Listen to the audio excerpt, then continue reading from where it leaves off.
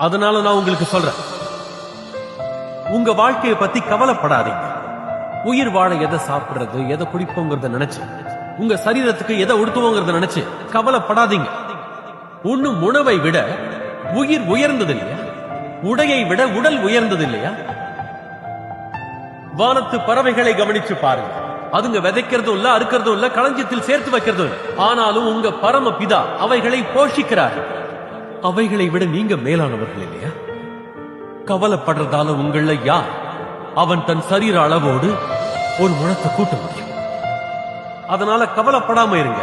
எதை சாப்பிட போறோம், எதை குடிக்க போறோம், எதை உடுத்துவோம், ஆண்டவர் அறியாதவங்க இதையெல்லாம் நாடி தேடுறாங்க. உங்களுக்கு இவையெல்லாம் தேவைன்னு உங்க பரலோக தந்தை அறிஞ்சிருக்காங்க. அதனால எல்லாத்துக்கும் மேல தேவனுடைய ராஜ்யத்தை, அவரோட நீதியையும் தேடுங்க. அப்போ இது எல்லாமே உங்களுக்கு சேர்த்து கொடுக்கப்படும்.